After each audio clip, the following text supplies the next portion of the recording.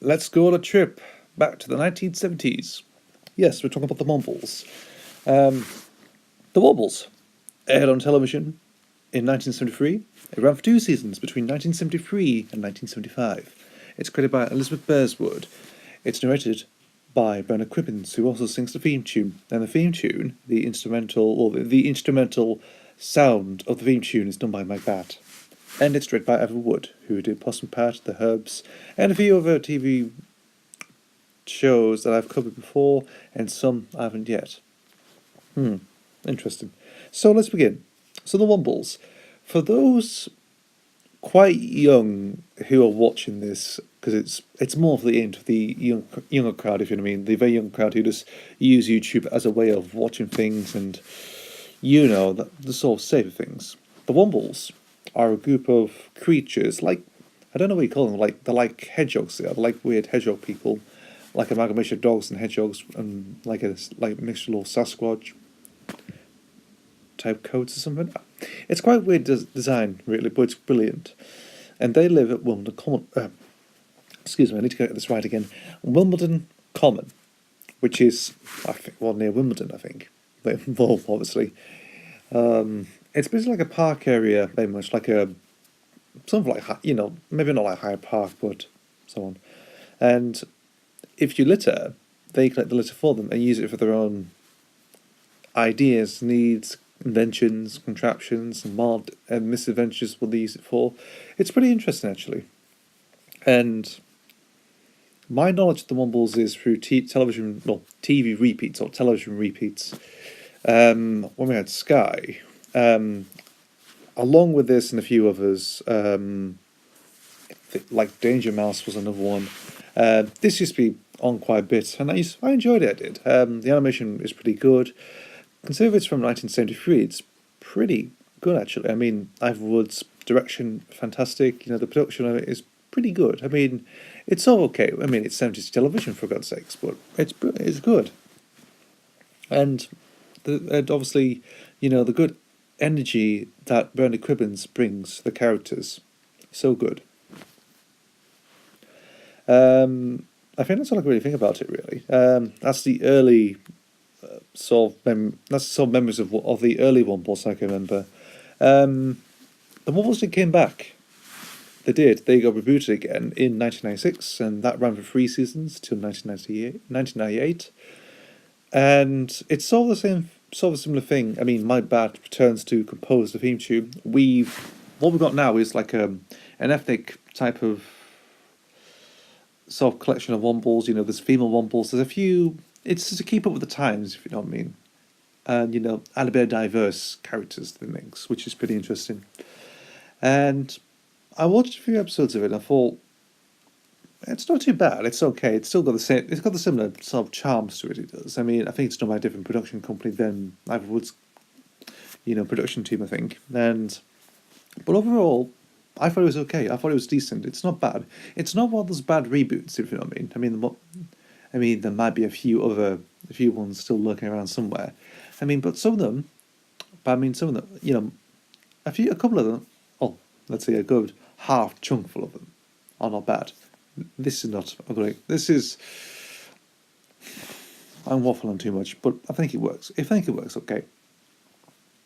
However, well, before I get to that, the Wombles actually were a hit-making machine in the sort of music media, in the charts, in the UK charts. Remember You're a Womble, a Wombling song, Super Womble, and all these other stuff that the Wombles did in the 70s. Pretty interesting, actually, because my mum showed me, she got this CD single of it, of Remember Your Womble, and she remember she used to play it quite a bit. It's okay, I mean, and there's actually, you can actually watch a performance of them there on Top of the Pops and No Lemons presenting it. You know, now it's the Easter, it's the Easter edition of Top of the Pops, and I've got some eggs that are all melted.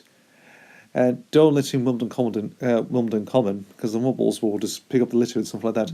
And now it's, what's it say, Sound 20. And Remember Your Womble comes on. It's a bit, well, I don't know, it's sort of nostalgic for people in the 70s very much. I mean, the Wombles were so a big thing in the 70s, they were. Which brings me to this oddity, if you know what I mean, which is called Wombling Free. So this came out in 77. By this point, the Wombles have sort of, the television series sort of ended 2 years ago. The main difference is it's not animation at all. It's basically people in Womble suits, similar to what you get with the music videos and the Wombles, which are now like a pop band very much in the 70s.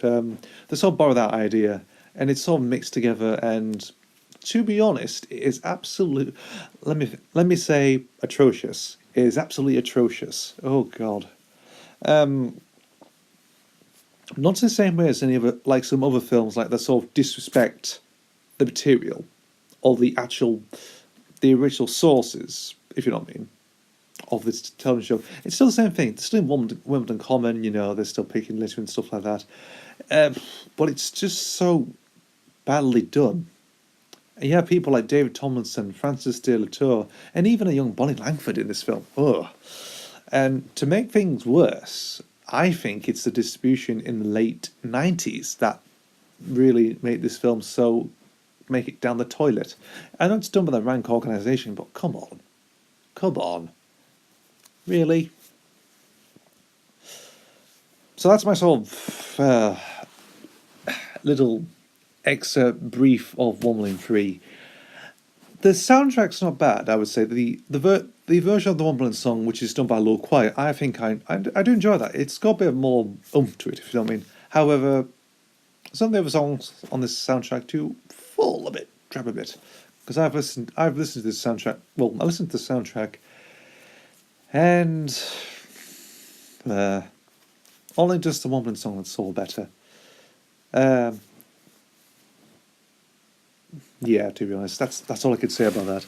So, the Wombles, pretty good. It's a pretty good cult show, in my opinion. I think it works on a nostalgic level and sort of a creative level as well. I mean, the characters are nicely designed. The habits and quirks all work nicely. The sort of sequel series sort of works. It does. It sort of retains the original, though adds something new to it. And doing a film about them, that's in the gutter, that is. So that's it. That's me waffling about the Wombles, or wobbling about the Wombles. No puns intended. I should stop doing puns now. Anyway, thank you for watching, and I'll see you for the next video. And to finish this off, Happy New Year. So this is the first Path Nostalgic video of 2018. And I'm pleased it's back on track again. Thank you. Thanks for watching. I'll see you soon.